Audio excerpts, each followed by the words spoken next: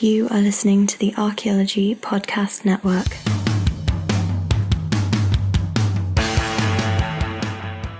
Hello and welcome to the Archaeotech Podcast, episode 22. I'm your host, Chris Webster, with my co-host, Chris Sims. On today's show, we talk about two drawing applications that you can use on a tablet in the field. I've used one of them pretty extensively for many different projects, and it's really been a time saver. Let's get to the show. Okay, welcome back to the Archaeotech Podcast, and today we're going to talk about, as I said in the intro, graphic drawing applications for tablets. Chris and I both use the iPad, so it's going to be a little heavy in that realm. However, I know there's a lot of stuff out there, and if you've got any other suggestions, put them in the show notes, and we'll try to review them and talk about them next time so other people can hear about them. If you got anything that you really like that works for Android or any other tablet, I dare to say Windows tablet. I don't know who has any of those out there. Actually, I do, but not really. So I just realized that when I said that. So anyway, we're going to talk about a couple different apps today that we've got some experience with, and I'm going to let Chris go first with OmniGraffle. Take it away, Chris. Yeah, so OmniGraffle is from the Omni Group, and they're still around. I picked up this app, the first generation of OmniGraffle, like 7 years ago for my first generation iPad when I was in grad school. Mm-hmm. And I just got it because it was free and it would make flowcharts and diagrams and graphs and stuff. And so it was useful for me for like presentations and making stuff for reports and publications. But to fast forward 7 years later, OmniGraffle we're now up to version 2 on the App Store. And version 2 costs $50, which is a big step up from the free version that I got. The added features in version 2 are, more control over colors, backgrounds, scaling, all sorts of features. And then another feature that is a added bonus to version 2 for the iPad is that it's compatible with Microsoft Visio formats. So if you're working on a flowchart app in, your Microsoft tablet, you can transfer it to a colleague who's working on their iPad and vice versa. So that's pretty useful. It's also gone a little bit further beyond simply making flowcharts and diagrams. You can now do shape recognizing mock-ups. So you can mock up like a website, you can mock up all sorts of things that you can generally draw. And so they're starting to tailor this to be more compatible with the iPad Pro and the Apple Pencil.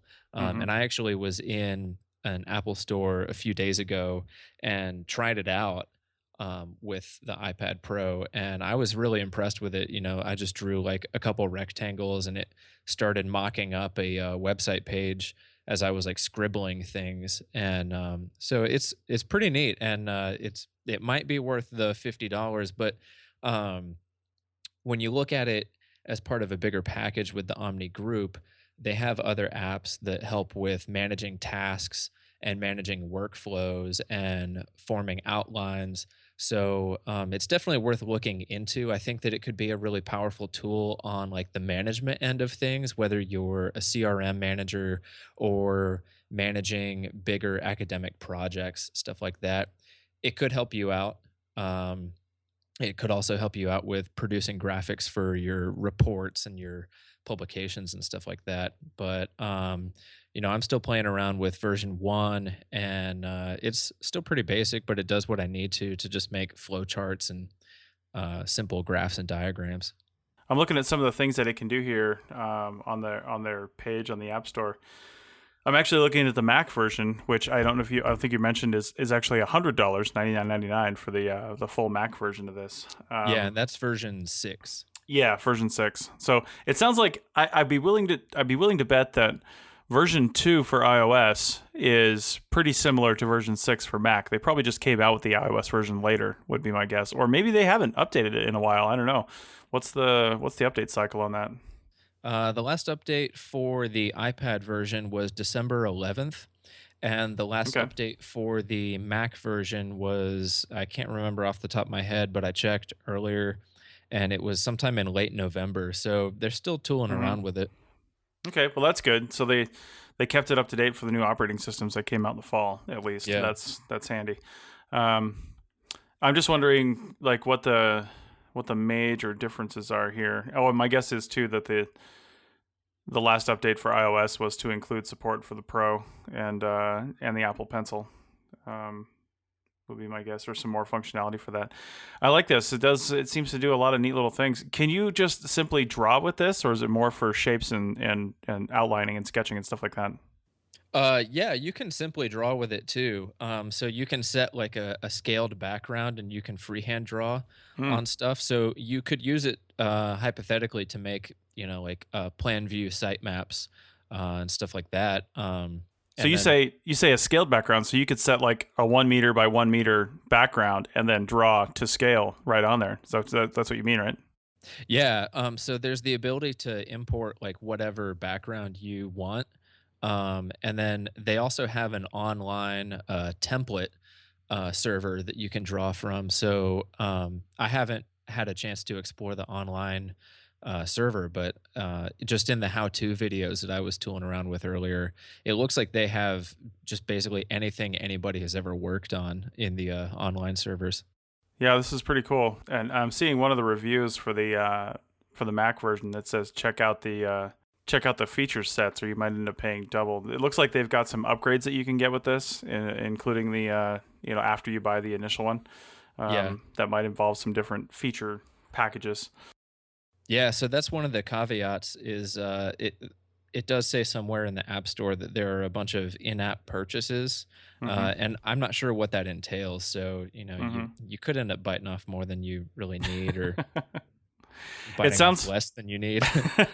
It sounds like this is kind of a somewhat of a bigger company purchase too. Like if you're working for a company that could really use this and really use something like this, that you'd spend the money and enjoy something like this. I don't know how it compares to like Illustrator or something like that. Right. And you can also, through the Omni website, you can purchase a license. And I'm not exactly sure, how that could be applied. So like you said, Chris, it could be something that a larger company could, have, say DigTech buys OmniGraffle and the Omni app package, and then you buy the license and then transfer it to every single device. That might be something that goes on. Nice. All right. Well, have you actually have you used this for anything in the field that you can think of? Any projects related to some of the stuff you were doing? Yeah, I used it when I was doing it was in grad school, but I was doing a peer-reviewed journal article on urban community gardens. And while I was out in the field, I would actually draw like mock-ups of the layouts of various gardens, and then I would go and use that to try and locate them on like aerial imagery, so that I could do like a GIS mapping with it. So it was, for me, it was kind of like a notebook. And then there were other times in grad school that I would just be like doodling on it in class, or like stuff like that. You always have to have something to doodle on. It's the 21st century trapper keeper, I guess. Yeah. Nice. All right. Well, we'll have links to both the iOS and Mac version in the show notes if you want to go check those out. Let's take a short break and we'll come back and talk about another application that I've actually used quite extensively.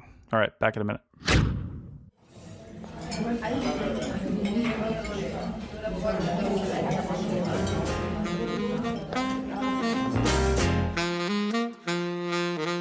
The Archaeology and Ale podcast presents a monthly series of lectures on all aspects of archaeology. These lectures are part of the Archaeology in the City program, hosted by the University of Sheffield in England, and are held at the Red Deer pub near the end of the month. The podcast can be heard a few days later. Check out the Red Deer if you're in the area, or find this podcast on iTunes, Stitcher Radio, and at www.archaeologypodcastnetwork.com. Now let's get back to the show.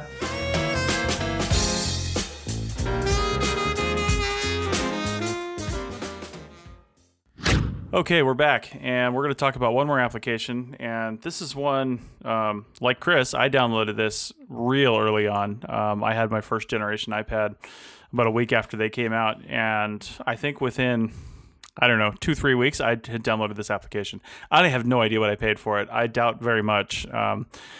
Right now, it's $8.99, which is still not very much, and when I tell you what this app can do for $8.99, I think you'll all go out there and buy it, and I'll wish I had an affiliate link in the show notes, and I could get a cut of that, but Apple doesn't do affiliate links. So I think it's an amazing application. First off, it's by Indio Incorporated. That's INDEEO. I don't know that they actually make anything else for iOS anyway, but this is a vector drawing application. There's no Mac version. It's purely iPad. There isn't even an iPhone version. So although with the iPhone 6s Plus, they really could come out with an iPhone version. I could see a lot of versatility in that because of the bigger size of the screen. But that being said, it works on the iPad mini, the regular sized iPad, the iPad Air, and undoubtedly the iPad Pro. And like I said, this thing is amazing. I'll just list off, before I really get into it, a few of the things that I've done with this that were crucial for my business. Because as you may have heard if you heard me talk about, if you listen to the CRM Archaeology podcast, is I started my own business. It's actually a few days ago. It was 3 years ago. And I started with no help, nobody helping me. I didn't have a design department. I didn't have a GIS department. I didn't have anything, so I had to do everything on my own. So not only was I looking for more efficient ways to do things so I could cut down on my time because I'm trying to do everything, but I was looking for, obviously, cheaper ways to do things. So I'm using this application. I've already got it on my iPad. I'm like, well, let's see what this thing can do. And, initially, I designed a lot of the graphics for my website for this thing because you can set in, certain canvas sizes, and my website had particular canvas sizes for different things. So I'd set that canvas size and then bring in photographs and different graphics and things like that, and you can put text over it, all the normal drawing application type stuff. And then I would save it in here. One of the more powerful tools that this can do, just take a little side note real quick, is its export options. When you share, you can send to another application on the device. You can send it straight to somebody via email. You can do the kind of old-fashioned iTunes export where you export to iTunes, which means once you plug it into your computer, it's listed under the application's documents on iTunes. You can save it straight to Dropbox. You can save it to your photo roll. And let me go in here real quick and pick something, because some of the other export options are pretty staggering, really. So if I share this, I can pick a graphic file, which is the name of the program. So I could actually save this as a graphic file out to Dropbox or email and send it to somebody else, or I could probably airdrop it to somebody else and they can open it straight up with all the layers and everything. I can save it as a PDF. There's other graphics formats like SVG, PNG, and JPEG. But one of the other incredible powerful things is I can save it as a PSD file, which, if you know what that is, that's a Photoshop file. So if you're in the field working on something, a multi-layer vector drawing app, or sketch or something like that, you can do all that in the field right here on the tablet and then save it out to Dropbox when you get back home or back to the office as a Photoshop file and drop it right into Photoshop and keep working. And that's phenomenal that they allow you to do that. Yeah. And you can export at different resolutions and different scales and all kinds of stuff. So a few of the other things I've done with this that are actually really CRM related, aside from creating most of the graphic logos for the Archaeology Podcast Network as well, which are beautiful, by the way. Hey, there you go. And so anyway, one of the other things I had done is I've got a whole thing in here for some of the smaller projects I've done. Now, I've done a few cell towers and some smaller projects, and when you're doing some of these smaller projects, like I did a few early on, I did a few like 100-acre surveys, stuff like that. And on one of these, the guy had, I was subcontracting for another smaller firm, and one of the things he liked to see was he liked you to just carry around a Garmin GPS, and he liked to have the tracks on, and he wanted to have the track because he liked sending the client the track that you actually walked across the landscape, right? He wasn't nervous about me. It's just something he's done ever since he could do it, save the tracks out. So I was able to pull the track from my Garmin GPS into I can't remember the name of the program. There's a Garmin Basecamp, I think it's called, program where you can pull the track out, save that as a you can basically just save it as a PNG file, and a PNG file has no background typically. So you've just got the image, and then I was able to take that image. Again, thinking outside the box. I don't need a GIS department to do this. I've got an 8.5 by 11 sheet set up that looks just like an overview map, and I dropped the satellite image on there, dropped the tracks right on there, and then put a little legend on there and exported this out and dropped it in my report that I sent to him. I've also done, speaking of cell towers, I did a small cell tower project on the campus of the University of Nevada, Reno. And one of the things I had to do when you do cell towers, one of the things you have to do is I had to look within a 1 mile, a half mile radius of the cell tower. And I had to know, were there any historic properties already within that half a mile radius? That was part of the literature search. And sure enough, there was one property up near the tower, and then there was the whole quad area for the university was a historic district. So rather than having a GIS department do all this, I pulled down the section of the quad map that I needed, dropped it right into iDraw here in a template that I've already created for overview maps, like a project vicinity map, and then was able to draw on the little labels that I needed for all the little buildings I have. And it looks like somebody's GIS department did this map. So the one thing I would tell people, especially if you're going to use this for stuff like overview maps and stuff like that, is always think, what am I making this for? Your GIS department is really expensive, and they're probably overworked. So if you as a project manager, even in a bigger company, rather than sending some simple graphical illustration or something like that to the GIS department and say, I need this map, I need an overview map for my report, I need something. If the end product of that does not need to actually be a GIS product, which means something in the computer, if it just needs to be an image that works, do it in something like this and save their time. Once you have your templates set up, you could easily create some of the graphics that you need and pull in the stuff that you need right off the internet on your tablet or right off a Dropbox and just drop it straight into this application. So it's pretty phenomenal that way. Chris, I don't know how much I showed you about this application, some of the other stuff I had done when you worked here. You and I had you showed me some of the mock-ups for when we were talking about on a previous episode about augmented and virtual reality. Mm-hmm. Chris has this really awesome mock-up of, it's like the average view from a survey in, the desert Southwest. And then he has mocked up, a heads-up display of what like an ideal Google Glass or some kind of augmented reality setup would look like.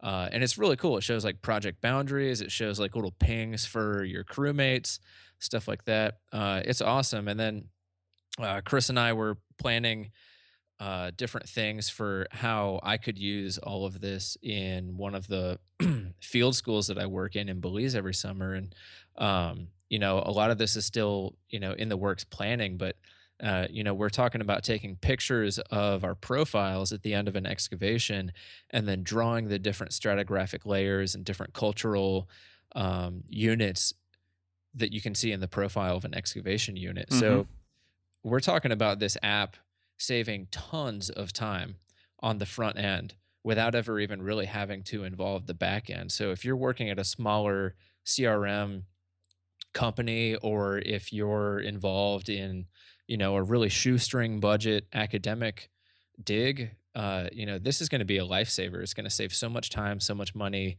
in overhead, so much money in, software and licensing fees. So what'd you say it was? $8? $8.99. Yeah. In like 15 minutes, it pays for itself. Yeah, absolutely. And along those lines, I'm glad you said that about your project down in Belize, because I've done stuff like that. I've mocked up some things. I went out to actually a mine site that's out near Reno, and I did some mock-up stuff. Like I was looking, there was this one. I've got a picture here of it's kind of a stone. kind of a stone wall with this really crappy like mortar inside of it, like this. It's not really cement, but it's kind of an old, like 100-year-old stone wall at this mine. And I was like, okay, so at some point, somebody in some company is going to, or either has already recorded this, and will probably have to illustrate that on, on some kind of piece of paper as like a profile drawing. I've had to do that before, where you draw a wall or something like that as you're drawing a profile. And so the typical way to do that would be to set up a level line, probably about halfway up, if it's a really tall one.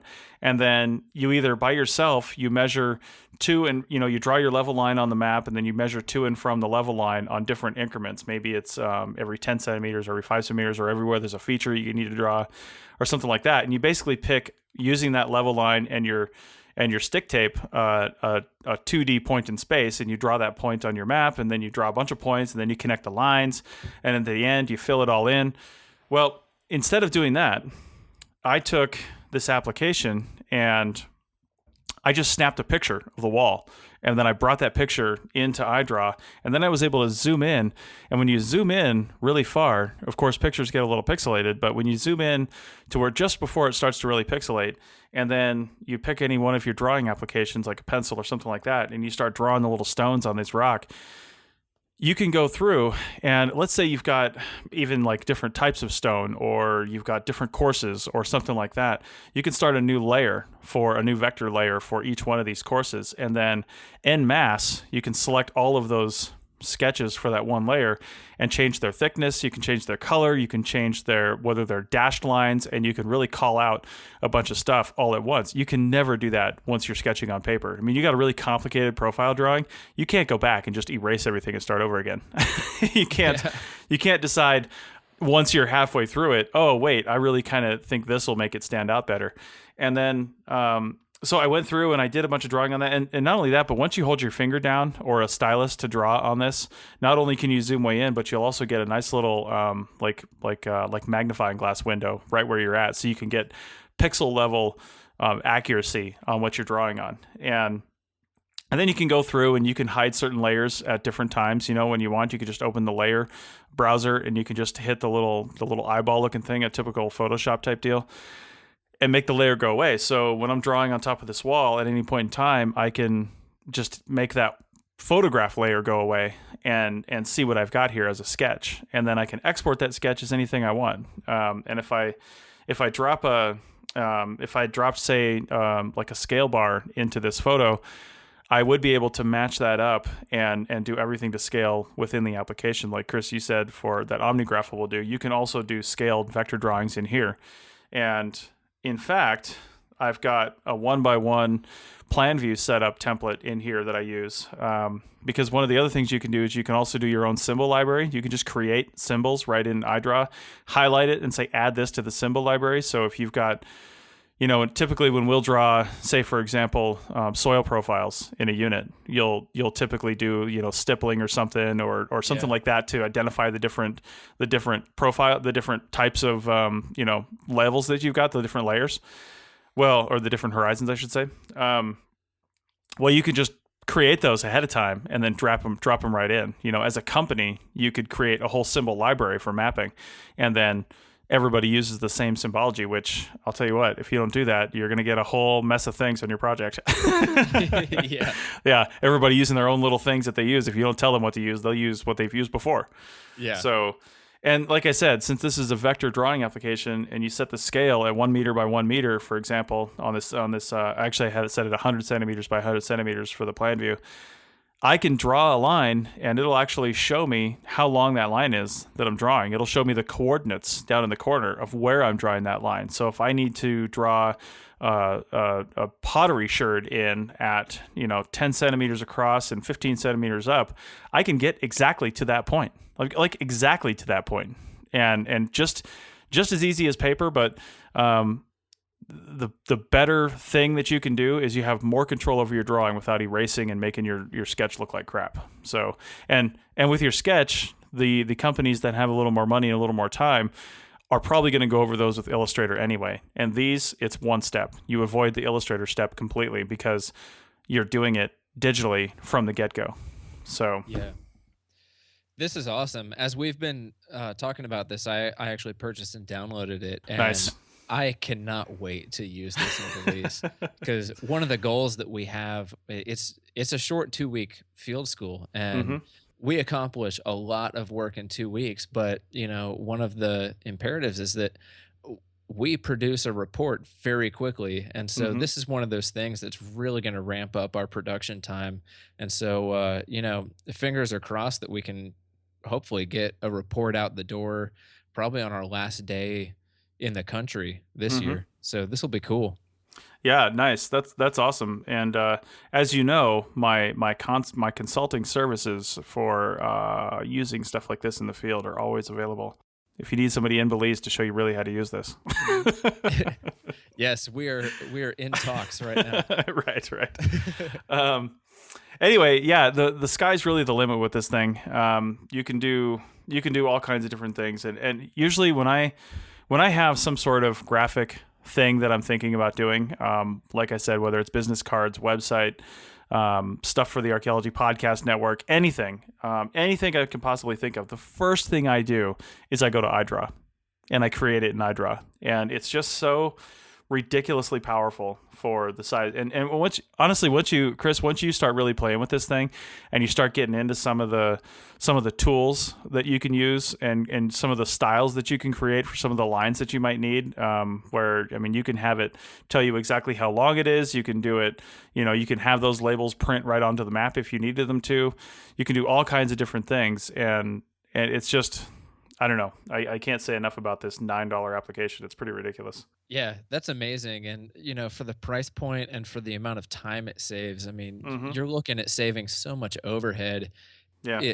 from a business standpoint. I worked for a small scale CRM firm for a while, and one of the main bottlenecks with that company was waiting for a GIS graphic to get produced. And Mm. so, we had a bunch of MAs in the house that were producing reports, and when we only have one or two people making GIS graphics, you know, it really slows down the whole process. So this is the kind of thing that, for like you were saying, if all it takes is like a simple overhead and simple overview graphic, I mean, you can turn that out in a matter of minutes. Yeah. I even created, there's another application we've talked about a little bit called Tapforms that I use. And I was at the SAAs 2 years ago. I had a booth with another guy, and one of the things I was demoing at the booth was Tapforms, and we had a TV set up in the background, and I had this constantly running video because we weren't always in the booth, so I had something running all the time back there, and it was basically just an auto running slide presentation about Tapforms. And I also had a video that would run up that of me using Tapforms in the field, overlaid with like the actual Tapforms application. And because we couldn't be standing there talking about it, I needed like some text overlays, but I didn't want to do just standard lower thirds style text. I wanted to have something where I could circle something on the application or something like that, and then have the text right next to it and say, this is what this is, stuff like that. I created every single one of those in iDraw because I can make them any Wow. size. Yeah, I can make them any size I wanted. And since you can save as a PNG and remove the background, it was completely transparent background, and I could move it anywhere I wanted on the video. So it was, I'm looking at it right here. I've got like 30 or 40 text overlays that I created right here in iDraw, exported them to Dropbox, and dropped them straight onto my video. It was stupid easy. Very cool. One other thing I'll mention, and then we'll probably go, is the organization is pretty good in this too. It's typical Apple style organization. If you're at all used to that, you can do folders like you can on the front of your like on the main screens of your iOS devices. So you can do folders and keep all your projects organized within those folders, so everything isn't just willy-nilly all over the place. So I've got an APN folder, DigTech folder, some video projects, all kinds of stuff. Go check it out. You really can't go wrong for $9. It's almost a crime to sell it for that little money. Yeah, seriously. All right, so maybe on one of our next shows, after Chris has had a chance to play with this, it'd be nice to do this in like 2 weeks when we talk again, see if you've had a chance to look at it in just 2 weeks, to see if you've been able to, how easy it is to do, and what you can do with it. So, all right, well, anything else on these apps, Chris?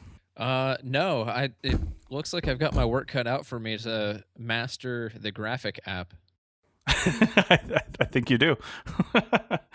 All right. Well, go check these out. Like I said, the notes, the links for these will be in the show notes. And please leave a comment wherever you saw this and let me know if you use this or what you do use in the field. Because I think sketching is... I think it's a really valuable tool to sketch things, because I think your eye, while you're standing there in the field, can pick stuff out better than if you just took a photograph and brought it back into the office. Somebody might not look at that for 2 or 3 months, and maybe they weren't in the field. Maybe it was you. Who knows? But maybe your memory isn't so good, and maybe the lighting was a little off. I'm not saying don't sketch, but take the photo with the device and sketch right over the top of it. And that's the best way, I think, to get the most fidelity out of your drawings and out of the science that you're trying to go for. So I think we'll drop it right there. Well, we'll see you next time.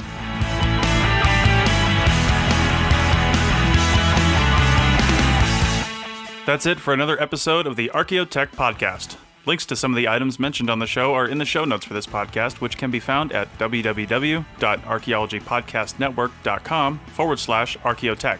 If you like the show and want to comment, please do. You can leave comments about this or any other episode on the website or on the iTunes page for this episode. You can also email us at chris@archaeologypodcastnetwork.com or use the contact form on the podcast webpage. If you'd like us to answer a question on a future episode, email us. Use the contact form on the website or tweet your questions with the hashtag Archaeotech or tag @ArchPodNet in your tweet. Please share the link to this show wherever you saw it. If you'd like to subscribe to this podcast, you can do so on iTunes or on Stitcher Radio. You can also type the name of the podcast into your favorite podcasting app and subscribe that way. Don't forget to go over to iTunes and leave a review of the show. It helps us get noticed so more people can find our podcast and benefit from the content. Also, send us show suggestions and interview suggestions. We want this to be a resource for field technicians everywhere, and we want to know what you want to know about. This show is produced by Chris Webster and Tristan Boyle, and was edited by Chris Webster.